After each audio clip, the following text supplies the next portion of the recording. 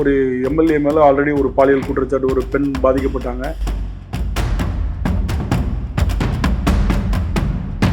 ₹100 கோடி பெருமானம் உள்ள இடத்த வந்து 2 கோடி ரூபாய்க்கு பதிவு பண்ணதா ஒரு பரபரப்பான குற்றச்சாட்டு இருக்குது. அவங்க மேலே நடவடிக்கை எடுக்கல. ஆனால்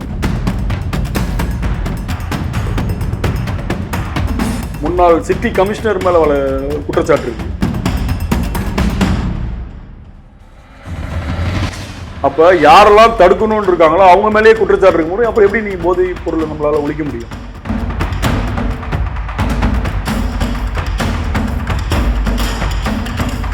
நம் தமிழ் நேயர்களுக்கு வணக்கம். இன்னைக்கு நம்மளோட நிகழ்ச்சியில இணைஞ்சிருக்கிறது மூத்த பத்திரிகையாளர் காதர் சார் அவர்கள். வணக்கம் சார். வணக்கம்மா, எப்படிமா இருக்கா? நல்லா இருக்கேன் சார். நீங்க எப்படி சார் இருக்கீங்க? நல்லா இருக்கும், சொல்லுமா. Okay sir. சார், இன்னைக்கு நடந்த அமைச்சர் கூட்டத்துல வந்து சிஎம் சார் என்ன சொல்லியிருக்காங்கன்னா, எந்த அமைச்சர் தப்பு செஞ்சாலும் நான் சும்மா விட மாட்டேன், தண்டனை வந்து கடுமையா இருக்கும் அப்படின்னு சொல்லியிருக்காங்க. இது சாத்தியமா சார்? இல்லை, அவர் சொன்ன விதம் கரெக்டான விஷயம். அதாவது அமைச்சர்கள் எல்லாருக்கும் ஒரு பயம் வரணும்.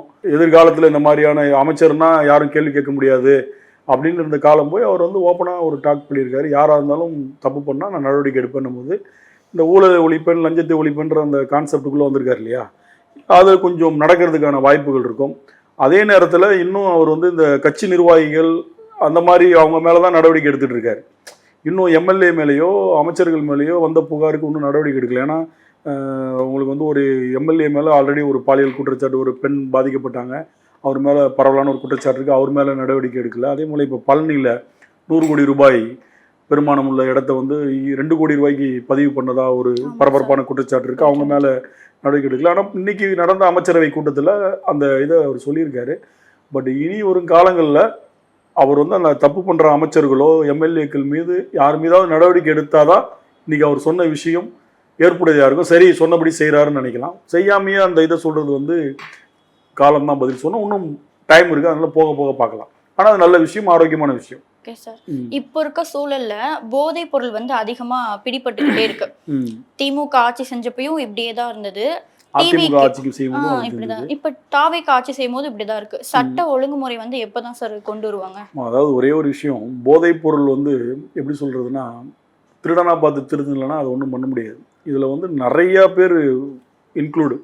நாட் ஒன்லி போதைப் பொருள் கடத்துறவங்க மட்டும் கிடையாது, எல்லாமே இருக்கான். விற்பனை செய்யறவங்களை பிடிக்க முடியாதா சார்? எத்தனை பேரை பிடிக்க முடியும்? எங்கேருந்து வருதுன்னு தெரியும், போலீஸுக்கு எல்லாம் தெரியும்.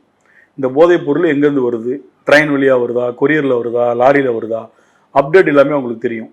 இதில் வந்து கிட்டத்தட்ட பார்த்தீங்கன்னா ஒரு 10 ஆண்டுகள் 15 ஆண்டுகள் சொல்லலாம். கடந்த 15 ஆண்டுகள் அதிமுக ஒரு 10 ஆண்டுகள், திமுக ஒரு 5 ஆண்டுகள். அப்போ அதில் வந்து எடப்பாடியார் பீரியடை மட்டும் கையில் எடுத்துக்கலாம். அம்மையார் இருக்கும்போது ரொம்ப ஸ்ட்ரிக்டாக இருப்பாங்க, அது நமக்கே தெரியும். பட் அப்போ அந்த 10 ஆண்டுகள் நீங்கள் எடுத்துக்கிட்டிங்கன்னா எல்லாருமே ஃப்ரீயாக இருந்துட்டாங்க. அதாவது பெரிய லெவலில் வந்து பணம் பார்த்துட்டாங்க. ஒரு நாளைக்கு 10,000 ரூபா 5,000 ரூபா அந்த மாதிரி நிறையா லஞ்ச லாவணிகள் நிறையா இருந்திருக்கு. அதிலெல்லாம் மாற்று கருத்தில் அது பரவலாக எல்லாருமே சொல்கிற விஷயந்தான். அப்போ டெய்லி இவ்வளோ காசு பார்த்த போலீஸ் அதிகாரிகள் எல்லாரையும் சொல்ல, ஒரு சில போலீஸ் அதிகாரிகள் இருப்பான், அரசு அதிகாரி இருப்பான், இந்த வருமானத்தெல்லாம் இழக்க விரும்ப மாட்டாங்க. மாதம் ஒரு 10 லட்ச ரூபா சம்பாதிச்சு திடீர்னு எதுவுமே பண்ணக்கூடாதுன்னா அவன் அந்த 10 லட்ச ரூபாய்க்கு ஒரு கமிட்மெண்ட் வச்சுருப்பான். அந்த மாதிரி ஆட்களை வந்து களை எடுக்கும் போது தான் இந்த மாதிரியான போதைப் பொருட்கள் விஷயம் வந்து குறைய வாய்ப்பு இருக்குது. நீ சென்ற அதிமுக ஆட்சியில் பார்த்தீங்கன்னா குட்கா போதைப் பொருள் வழக்கில் இன்றைக்கி இருக்கிற விஜயபாஸ்கர் மேலே வழக்கு இருக்குது, முன்னாள் சிட்டி கமிஷனர் மேலே குற்றச்சாட்டு இருக்குது. அப்போ யாரெல்லாம் தடுக்கணும்னு இருக்காங்களோ அவங்க மேலேயே குற்றச்சாட்டு இருக்க முடியும். அப்புறம் எப்படி நீங்கள் போதைப் பொருளை நம்மளால் ஒழிக்க முடியும் இல்லையா? அதாவது ஒருத்தன் வாங்கிட்டு வரான், ஒருத்தன் விற்கிறான். நீ விற்கிற, நான் வாங்குற, இந்த கதை தான் போகும். இல்லை நான் வாங்குறேன், நீ விற்கிற, இப்படி தான் போயிட்டு இருக்கு. இதை தடுக்கணும்னா இதெல்லாம் பெரும்பாலும் எங்கேருந்து வருதுன்னு சொல்லுவாங்கன்னா கொல்கட்டா, பீகார், ஆந்திரா, இந்த மாதிரி இங்கே அங்கெல்லாம் கொஞ்சம் தடை இல்லை. முக்கியமாக கொல்கட்டாவில் இது அதிகமாக இருக்குது. அதாவது ஒரு சின்ன ஒரு வெத்தலைப்பா கடைக்கு போனீங்கன்னா கூட ஒரு 50 கலரில் சரசரமாக தூங்கிட்டு இருக்கும். அங்கே உள்ள பாக்குகள் அங்கெல்லாம் வந்து அது பர்மனெண்ட் மாதிரி நிறையா இருக்குது அங்கே. இப்போ அங்கேருந்து மூட்டை கட்டி இங்கே போட்டு விட்றாங்க ட்ரெயினில். தெரிஞ்சதோ ஒரு 10 வருதுன்னா ஒரு 4 பிடிப்பாங்க, 6 போயிடும். போலீஸும் இப்போ வந்து கூடுமான வரைக்கும் ஆக்ஷன் எடுத்துகிட்டு தான் இருக்காங்க. அது கடந்த ஆட்சியிலையுமே அது நடந்துகிட்டு தான் இருந்தது, அதிமுக ஆட்சியிலையுமே இருந்தது. பட் அங்கொன்றும் இங்கொன்றும் பிடிப்பாங்க, எரிப்பாங்க அப்படின்னு இருக்குது. இது முற்றிலும் ஒழியுமா அப்படின்னா இதில் நிறைய பேர் தன்னை காம்ப்ரமைஸ் பண்ணி மக்கள் நலன் கருதி பணம் நமக்கு முக்கியம் இல்லை, மக்கள் சீரழிஞ்சு போகிறாங்க, சின்ன சின்ன பசங்களுடைய எதிர்காலம் வீணாக போகுதுன்னு நினச்சி மனசாட்சியோடு இதை வேலை பார்த்தாங்கன்னா ஒழிக்கலாம். அந்த மனசாட்சியை வந்து தூரமாக தூக்கி வச்சுட்டு வேலை பார்த்தாங்கன்னா இன்னும் 100 ஆண்டுகள் ஆனாலும் இந்த போதைப் பொருளை ஒழிக்கவே முடியாது. இப்போ வந்து சிஎம் சார் வந்து டாஸ்மார்க் 717 மூடணும்னு சொல்லிட்டு இருக்க இந்த நிலையில ஏசி பார் வந்து அனுமதி வழங்கியிருக்காங்க. மணமகிழ் மன்றம். ஆமாம், ஆக்சுவலி இது வந்து டாஸ்மாக் வந்து பெரிய வருவாய், அதாவது தமிழக அரசுடைய பட்ஜெட் போடுறதுக்கான முக்கிய வருவாயை ஒரு பக்கத்தில் டாஸ்மாக் ஈட்டு கொடுக்குதுன்னு. அப்படி இருக்கும் பட்சத்தில் இப்போ 10 ரூபா வாங்குறது தப்புன்னு சொல்லி ஒரு பாட்டெலாம் பண்ணார் முதலமைச்சர் விஜய், அப்போதைய தாவேகா தலைவராக இருக்கும்போது பாட்டெலாம் பண்ணார். இப்போ அதுக்கப்புறம் நீங்கள் ஆட்சி மாற்றத்துக்கு அப்புறம் இந்த 60 நாளில் பார்த்துருப்பீங்க, நிறைய இடத்துல பிரச்சனைகள் பார்த்துருப்பீங்க. 10ன்றது 20 ரூபா வாங்க ஆரம்பிச்சிட்டாங்க அப்படின்னு பல்வேறு குடி பிரியர்கள், குடிமகன்கள் கூட சொல்லக்கூடாது, குடி பிரியர்களுடைய போராட்டங்கள்லாம் பார்த்துருப்பீங்க.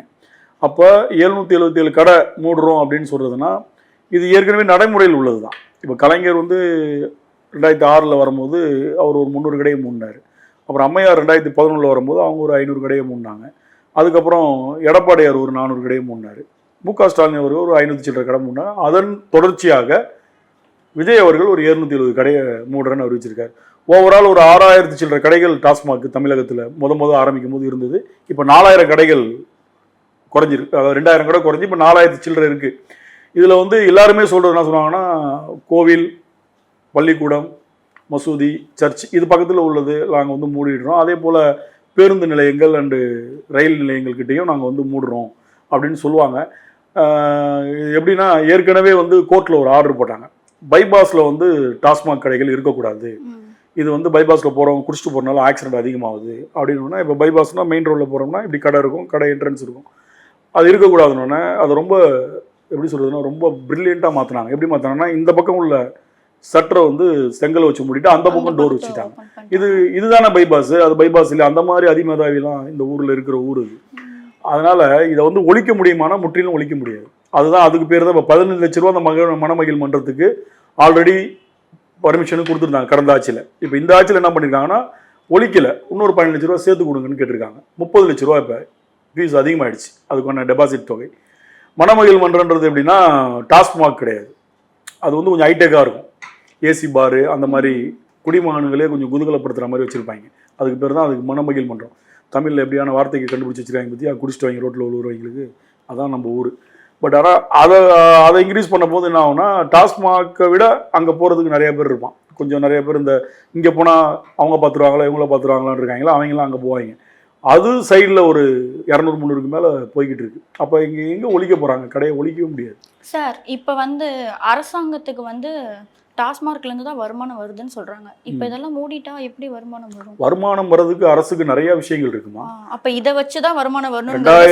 2003 அம்மையார் அவர்கள் டாஸ்மாகை கொண்டு வந்தாங்க. ப்ரைவேட்டாக இருந்த ஒயின் ஷாப்லாம் அரசாக மாற்றினாங்க. 2003 முன்னாடி வரைக்கும் அரசுக்கு என்ன வருவாய் வரலாமே அரசு நடத்தினாங்க. அப்போ ப்ரைவேட்டாக தான் இருந்தது. அப்போ 2003 முன்னாடி வரைக்கும் ப்ரைவேட்டாக இருந்தது. அவங்க வந்து இந்த மாதிரியான வருமானம் கிடையாது, ஒரு டேக்ஸ் கட்டுவாங்க, வரி போடுறது, அதோட போய்கிட்டு இருக்கோம். அப்போ 2003க்கு அப்புறம் அரசு எடுத்து நடத்தும் போது இன்னும் வருவாய்கள் கூடுதலாக வருது. அப்போ 3க்கு முன்னாடி அரசு நடந்துட்டு தானே இருந்துச்சு. அதனால வருமானத்துக்குன்றான பிரச்சனை கிடையாது, அதற்கெல்லாம் நிறையா வழி இருக்குது. இப்போ இருக்கிற குவாரி, கல்குவாரிலாம் இருக்கு இல்லையா, அதெல்லாம் அரசு உடைமையாக்குனா டாஸ்மாகை விட வருடத்துக்கு 2 லட்சம் கோடி வருமானம் வரும். இதெல்லாம் ப்ரைவேட்டாக இருக்கிறது. அரசே அதை கொள்முதல் பண்ணி அரசே அதை வந்து விற்றாங்கன்னா வருடத்துக்கு 1 லட்சம் கோடி வருவாய் வந்து கண்டிப்பாக வரும். இன்னும் நிறைய விஷயம் பிஸ்னஸ் இருக்குது, அது எல்லாத்தையுமே அரசே எடுத்து பண்ணும்போது இதை விட நிறைய வருவாய் வர்றதுக்கு வாய்ப்பு இருக்குது. வருமானம் இல்லாமலாம் இல்லை. அதனால் வந்து ஒயின் ஷாப்பை நம்பி தான், டாஸ்மாகை நம்பி தான் அரசுனா அது ஏற்புடையதான விஷயமும் இல்லை, அதனை கேள்வியும் கிடையாது. நிறையா வருமானங்களுக்கு வழி இருக்குது. அடுத்தடுத்து அரசு அதை வந்து ஃபாலோ பண்ணுறதுக்கு இருக்குது. அதனால் இதுவும் ஒரு பார்ட் ஆகிடுச்சு. இதில் நிறையா வருமானம் வர ஆரம்பிச்சிருச்சு. அதனால வேறு வழி இல்லாமல் அதை நடத்திட்டு இருக்காங்க, வேறு ஒன்றும் கிடையாது. ஓகே சார், இப்போ வந்து தாவேக்கினாவை டிவிகே கட்சியை சார்ந்தவங்க வந்து பார்த்தீங்கன்னா அதிகமாக ஊழலில் சிக்கிக்கிட்டே இருக்காங்க. சிஎம் சார் என்ன சொல்லியிருக்காங்கன்னா, லஞ்சம் இல்லாத தமிழ்நாடாக நான் செயல்படுவேன் அப்படின்னு சொல்லியிருக்காங்க. இதுக்கு வந்து சாத்தியமாகுமா? அதாவது ஒரு விஷயம் நம்ம வந்து தெளிவாக பார்க்கணும். என்னன்னா, விஜய் என்ற நபருக்கு வந்து முதல்வர் அவர்களுக்கு வந்து பணம் தேவையில்லை. ஏன்னா அவர் நிறையா சம்பாரித்து ஒரு 500-600 கோடி, அவர் சொல்கிற கணக்கு தான், ஒரு படத்துக்கு 250 கோடினா கிட்டத்தட்ட ஒரு 1000 கோடிக்கு மேலே அவருக்கு சொத்து இருக்கும். அது ஒரு இன்னொரு எப்படி எக்ஸாம்பிள் சொல்லணும்னா ஒரு 5 தலைமுறை உட்காந்து சாப்பிட்ற அளவுக்கு இருக்குது. விஜய் அவர்களுக்கு அந்த பணம் தேவையில்லை, அதில் வந்து யாருக்கும் மாற்று கருத்து இல்லை. அப்போ அவர் அதை வந்து போல்டாக சொல்லியிருக்காரு, சொல்லலாம். எனக்கு பணம் தேவையில்லை, நான் அதனால தான் சேவை செய்ய வந்திருக்கேன்னு. மற்றவங்க எல்லாரும் அதை சொல்லுவாங்கன்னா அதுக்கு பாசிபிலிட்டி கிடையாது. ஏன்னா அரசியல் என்பது 25 ஆண்டுகளுக்கு முன்பே கமர்ஷியல் ஆயிடுச்சு. பிஸ்னஸ், பணம் போட்டு பணம் எடுக்கும் பிஸ்னஸாக அரசியல் மாதிரி கிட்டத்தட்ட 30 ஆண்டுகள் கடந்து விட்டது. இப்போ வந்து ஒரு கவுன்சிலர் வந்து ஜெயிச்சா உடனே ஒரு 15 லட்ச ரூபாய் கார் வாங்கிடுறான். அதே ஒரு 30-35 வருஷத்துக்கு முன்னாடி நீங்கள் எடுத்துக்கிட்டிங்கன்னா எம்எல்ஏ கூட கார் கிடையாது, பஸ்ஸில் வந்து போனவங்களாம் இருக்காங்க. அப்போ என்னைக்கு அரசியல் வந்து கமர்ஷியல் ஆச்சோ அதுலேருந்து பணம் பார்க்கணுன்னு அதில் வராங்க. ஒரு 10 பேனர் போடுறான், 10 பிட் நோட்டீஸ் அடிக்கிறான்னா அவன் எந்த காசுலேருந்து அடிப்பான்? அவன் சம்பள காசுலேருந்து அடிப்பான். அப்போ நம்ம ஆட்சிக்கு வந்துட்டா ஏதோ ஒரு கமிட்மெண்ட் பண்ணி கொடுத்தா அதில் 1 லட்சம் கிடைக்கும், 10 லட்சம் கிடைக்கும், ஒரு 50,000 கிடைக்கும். இந்த மைண்ட் செட்டில் தான் வரான். விஜய் அவர்களுக்கு பணம் தேவையில்லை என்பதில் மாற்று கருத்து இல்லை. ஆனால் அந்த கட்சியில் உள்ளவங்க இந்த ஆட்டோ டிரைவர் எம்எல்ஏ இருக்கான்றாங்க, ரிக்ஷா ஓட்டினவங்கன்றாங்க, கூலி வேலைன்றாங்க. இப்போ அவங்களுக்குலாம் பணம் தேவை இருக்குமா இருக்காது? அதுக்கு லஞ்சம் தான் முக்கியன்றது கிடையாது. அவங்களாம் அதை மாற்றிக்கணும். தலைவர் வழியில் சென்றால் தமிழகம் செழிக்கிறதுக்கு வாய்ப்பு இருக்கு. அரசை வந்து விமர்சனம் செஞ்சா உடனே சிறை மாற்றம் பண்ணப்படும் அப்படின்னு சொல்றாங்க. இது சாத்தியமாகுமா சார்? விஜய் அரசை விமர்சனம் செய்தால் உடனடி சிறைக்கு மாற்றம் பண்ணிடுவாங்க அப்படின்னு சொல்கிறேன். அதாவது கருத்து சுதந்திரம் ஒன்று இருக்குது. என்றைக்குமே வந்து மீடியா, பத்திரிகை இதுக்கு வந்து கருத்து சுதந்திரம் என்பது சுதந்திரம் கிடைத்த நாள்லேருந்து அதுக்கு முன்னாடியிலேருந்து இருக்குது. ஓகேங்களா? இப்போ யூடியூப்லாம் அதிகமானனால எல்லாருமே தனக்கு வந்ததை இஷ்டத்துக்கு பேசுகிறாங்கன்றனால யாரையுமே உடனே டேமேஜ் பண்ண முடியுது. இப்போ ஃபஸ்ட்லாம் வந்து ஒரு தொலைக்காட்சிலேயோ ஒரு பேப்பர்லேயோ ஒரு செய்தி போட்டால் தான் அது வெளியில் வரும். இதில் வந்து இப்போ யூடியூப்பில் நிறையா பேர் பேச ஆரம்பிச்சிட்டாங்க. அதனால் என்ன ஆகுதுன்னா எல்லாரும் யாரை வேணால் சகட்டு மேனிக்கு உரிமையில் பேசுகிறதும் இந்த மாதிரி விஷயங்கள் ரொம்ப ஓவராக, அதாவது வல்கரான வேர்டுகள், தனி மனித தாக்குதல், அதில் ரொம்ப ஒரு கெட்ட வார்த்தைகள், இந்த மாதிரி ரொம்ப ஒரு எக்ஸ்ட்ரீம் லெவல், ஒரு லிமிட்டேஷன் எல்லாத்துக்குமே இருக்குது. அதை தாண்டி போகிறவங்கள நீங்கள் அரெஸ்ட் பண்ணுறதுல தப்பு இல்லை, என்னுடைய கருத்து. அதே நேரத்தில் உங்களை எதிர்த்து நீங்கள் செய்கிற சில விஷயங்களை வந்து தவறுன்னு சுட்டி காட்டுறவங்களை நீங்கள் அரெஸ்ட் பண்ணணும்னு நினச்சிங்கன்னா அது ஏற்புடையது அல்ல. அது வந்து அடக்குமுறை. அப்போ உங்களை எதிர்த்து எவனுமே பேசக்கூடாது அப்படின்ற ஒரு, எப்படி சொல்லணும்னா, ஒரு அதிபர் மனநிலை, ஒரு அப்படி சொல்ல வந்து ஹிட்லர் அந்த மாதிரி, முசோலின் அந்த மாதிரி ஒரு இருந்தாங்க இல்லையா வரலாற்றில், அந்த மாதிரியான ஒரு மனநிலையில் உள்ளவங்க மாதிரி தான் காமிக்கும். இதுதான் என்னுடைய கருத்து, என்னை பொறுத்த வரைக்கும். ஏன்னா உங்களை பற்றி பேசவே கூடாதுன்னா ஒன்றுமே கிடையாது. எதிரி ஒருத்தன் இருந்தால் தான் நம்ம வேலை செய்யவே முடியும். ஒரு கிளாஸில் எல்லாருமே ஃபஸ்ட்றாங்கன்னா யாரை டீச்சர் பாராட்டுவாங்க? சுமாராக படிக்கிறவர்களும் சூப்பராக படிக்கிறவர்களும் கொஞ்சம் மக்கு ஆனவர்களும். அப்போ தான் அவனை சுட்டி காட்டி இவனை சொல்லுவாங்க, இந்த வாட்டி நீ ஃபஸ்ட் ரேங்க் வந்துட்டனா அடுத்த வாட்டி அவன் செகண்ட் ரேங்க் வந்து கொடுத்துருவாங்க, பார் அவன் ஃபஸ்ட் ரேங்க் வந்துட்டான், நீ என்ன படிக்கிறானோ அவன் அடுத்து படிக்கணும்னுவான். எல்லாரும் ஃபஸ்ட் ரேங்க்னா டீச்சருக்கு வேலையே இல்லையே. அந்த மாதிரி தான் இது. உனக்கு தவறை சுற்றி காட்டுறதுக்கு தான் எதிர்கட்சி. ஏன் மக்கள் வந்து 234 தொகுதியும் உங்களுக்கு ஜெயிக்க வைக்கல? எப்போதுமே அங்கே அப்படி நடந்ததே இல்லை அரசியல் வரலாற்றில். ஏதோ ஒரு கூட்டணி கட்சி தான் எதிர்கட்சியாக வருவாங்க, இல்லை எதிர்கட்சி நிற்கிறவங்க தனித்து நிற்கிறவங்க வருவாங்க. இப்படி தான் உங்களுக்கு மெஜாரிட்டி தான் கிடைக்கும். அப்போ மக்களும் இந்திய கான்ஸ்டியூஷன் என்ன சொல்லுதுன்னா இதுதான், உன்னை கேள்வி கேட்டுக்கிட்டே இருந்தால் தான் நீ மக்களுக்கான சேவைகள் செய்வ. உனக்கு ஒருத்தன் கேள்வி கேட்குறான்ற ஒரு பயம் இருக்குன்றது வந்து நம்ம அரசியலமைப்பு சட்டத்திலேயே இருக்குது. அதனால தான் எதிர்கட்சின்னு ஒரு பார்ட்டை கொடுக்குறாங்க சட்டசபையில். அதே போல தான் மீடியா என்பது வந்து எப்படின்னா, இப்போ ஒரு மக்களுக்கான சேவைகளை ஒரு அரசுக்கு கவனத்துக்கு கொண்டு போகிறது தான் மீடியா. உங்களுக்கு தெரியாததை தெரியப்படுத்துறது தான் மீடியா. அதில் வந்து நீங்கள் செய்த சில தவறுகளையும் பேசுகிறதுக்கு அவங்க பேசுவாங்க. ஏன்னா நீங்கள் சொல்லுவீங்க இந்தியாவிலேயே அதிகாரம் படைத்தவர் ஜனாதிபதினு சொல்லுவாங்க, பிரதமர்னு சொல்லுவாங்க, அடுத்த முதல்வர், இந்த மாதிரி சொல்லுவாங்க. என்னை கேட்டால் இந்தியாவிலேயே அதிகாரம் படைத்தவர்கள் அவங்க சொல்லுக்கு கட்டுப்படுறாங்க யாருன்னா என்னை கேட்டால் பத்திரிகையாளர் தான். ஒரு ஜனாதிபதியை போயிட்டு நிற்கும் போது அவருக்கு கீழே உள்ள ஒரு பிரதமரே இல்லை, நீங்கள் இப்படி தள்ளி நில்லுங்கன்னு சொல்ல முடியாது. ஒரு பத்திரிகைக்காரன் சொல்லுவான், ஒரு ஃபோட்டோகிராஃபர் சொல்லுவான், சார் ஒன் மோர் சார் கொஞ்சம் தண்ணி இல்லைங்க, அவர் சொல்கிறத அவர் கேட்பார். அப்போ யாருக்கு அதிகாரம் அதிகமாக இருக்குது? ஒரு பத்திரிகாரன் தானே. அதுதான் சொல்கிறேன். அப்போ நீங்கள் பத்திரிகையை முடக்கணும், பத்திரிகாரனை முடக்கணும்னு நினைக்கிறது வந்து தவறான விஷயம். தனி மனித தாக்குதல் உங்கள் குடும்பத்தை பற்றி ரொம்ப ஓவராக இருந்ததுன்னா நீங்கள் அவங்கள வந்து கூப்பிட்டு வான் பண்ணுங்கள் ஒரு வாட்டி. 2வது வாட்டி பண்ணால் நீங்கள் சிறையில் அடைங்க, பாதிக்கப்படுறீங்கனால. பேசவே கூடாது, உங்களை எதிர்த்து நீங்கள் செய்கிற தவறுகளை சுட்டியே காட்டக்கூடாது, நாங்கள் ஜெயிலில் போடுவோம்னா அது ஏற்புடையதில்லை. அதெல்லாம் இதை விட மோசமான காலகட்டத்தெல்லாம் பத்திரிகையாளர் தாண்டி வந்துட்டாங்க. இதெல்லாம் ஒரு மேட்டரே கிடையாது. அதனால் அது தவறான விஷயம். என்னை கேட்டால் தாவைக்கா செய்யக்கூடிய அந்த விஷயங்கள் தவறான விஷயம். Okay sir. அமைச்சர் நிர்மல்குமாரோட மனைவி வந்து ஆசிரியராக இருக்காங்க. எப்படின்னா விதி மீறி வந்து பணிமாற்றம் செஞ்சிருக்காங்க. இது எந்த வகையில சாத்தியமாகும்? அமைச்சர்ல அது கூட செய்யலைன்னா அப்புறம் எப்படி? தான் பொண்டாட்டி கூட அவரால் ட்ரான்ஸ்ஃபர் வாங்கி கொடுக்க முடியலனா நைட்டு வீட்டில் போனால் திட்டுவாங்களா மாட்டாங்களா? அவரும் என்ன எனக்கு ரூல்ஸ்னு சொல்லிட்டு இருக்க? நான் அமைச்சர் பொண்டாட்டி கூட ஒரு ட்ரான்ஸ்ஃபர் வந்து வேற மாதிரி போடலன்னா அப்புறம் நீ எதுக்கு அமைச்சர்னு கேட்பாங்களா கேட்க மாட்டாங்களா? கேட்பாங்க. அதனால அவர் விதியை மீறி இருப்பார். அதுக்கு என்ன முதல்வர் சொல்றாருன்னு பார்ப்போம். தவறுதான விஷயம் தான் அது. தவறான ஆமாம், அது கரெக்டான விஷயம் எப்படி நான் ஒத்துக்க முடியும்? விஷயம். அதாவது நீங்கள் வந்து எல்லாத்துக்குமே கவுன்சிலிங்கில் கொடுக்குறேன் அப்படின்றீங்க. கவுன்சிலிங்கில் கொடுக்கும்போது அவர் மனைவிக்கும் கவுன்சிலிங்கில் கொடுத்துருந்தா சூப்பர். இந்த ஆட்சியெல்லாம் பயங்கரமாக போகுதுப்பா. சொந்த மனைவியாக இருந்தாலும் பிள்ளையாக இருந்தாலும் அண்ணனாக இருந்தாலும் தம்பியாக இருந்தாலும் நேர்மையாக கவுன்சிலிங் போட்டு கொடுக்குறாங்கப்பா அப்படின்னா பாராட்டலாம். நானே இப்போ பாராட்டி போயிடுவேன். அப்போ கவுன்சிலிங் இல்லாமல் ஒரு ட்ரான்ஸ்ஃபர் கொடுக்குறீங்கன்னா அப்போ அமைச்சர் மனைவி என்ற அதுதானே கான்செப்ட். ஆமா. அது தப்பான விஷயம் தான். இப்போ விஜய் அவர்கள் சொல்கிறது ஒன்றும் அவர்கள் அமைச்சர்கள் நடக்கக்கூடிய விஷயங்களும் மாறி தானே இருக்குது. அப்போ இவங்களும் மற்றவங்களும் ஒன்று தானே. அப்புறம் இவங்கன்னா மாற்றத்தை கொடுக்க வந்திருக்காங்க அப்படின்னு மக்கள் கேட்பாங்க கேள்வி. Okay sir. இப்போ வந்து தமிழகத்துல இடைத்தேர்தல் நடக்க போகுது. காங்கிரஸ் வந்து போட்டியிட போறதா சொல்லியிருக்காங்க. சிஎம் சார் என்ன சொல்லியிருக்காங்கன்னா, திமுகல இருந்து அதிமுகல இருந்து ராஜினாமா பண்ணிட்டு வந்தவங்களுக்கு மட்டும்தான் சீட் இருக்கும் அப்படின்னு சொல்லியிருக்காங்க. இப்போ காங்கிரஸ் நிக்க போறனால டிவிகேக்கும் காங்கிரஸுக்கும் விரிசல் உண்டாகுமா? வாய்ப்பு இருக்கா? காங்கிரஸ் வந்து எப்படி தெரியுமாமா, எப்போதுமே வந்து குட்டையை குழப்பிக்கிட்டே இருப்பாங்க. இங்கே 2% ஓட்டு தான் இருக்குது. 2% ஓட்டை வச்சு ஒரு 5 எம்எல்ஏ வாங்கி 2 மினிஸ்டர் இங்கே வந்து வாங்கிட்டாங்க. திமுக சண்டை போட்டு 28 வாங்கி அதில் 5 ஜெயிச்சு அதில் 5 பேரை இங்கே கொண்டு வந்து கொடுத்து சந்தர்ப்பவாத அரசியல் பண்ணுவதில் காங்கிரஸ் விட வேறு எந்த கட்சியுமே கிடையாது. இது வந்து சும்மா சொல்கிறது. நாங்கள் வந்து இடைத்தேர்தல் நிற்க போகிறோம். எங்கே நிற்க போகிறீங்க? வாய்ப்பே கிடையாது. வாய்ப்பே கொடுக்க மாட்டாங்க. ஏற்கனவே 8 பேரை கொண்டு வந்து உட்கார வச்சுருக்குறாங்க. அது சும்மா நாங்களும் இருக்கோம், ஏதோ கொளுத்தி போட்டால் ஏதாவது பண்ணுவாங்க அப்படி நினச்சிட்டு இருக்காங்க. இடைத்தேர்தலில் விஜய் சம்மந்தப்பட்ட அந்த ஒரு 10-12 பேர் காலியாவது அங்கே நிற்கிறாங்க அப்படின்னா கண்டிப்பாக அந்த 12 பேரும் விஜய் கட்சியிலேருந்து ஜெயிச்சிட்டாங்கன்னா விடுதலை சிறுத்தை, காங்கிரஸ், ஐயுஎம்எல்கெலாம் அங்கே வேலை கிடையாது. எல்லாத்தையும் தட்டி விட்ருவாங்க. நீங்கள் பழையபடி நீங்கள் திமுகவுக்கு போங்க, இல்லைன்னா வேறு எங்கேயாவது போங்கன்றுவாங்க. திமுக சேர்க்காது.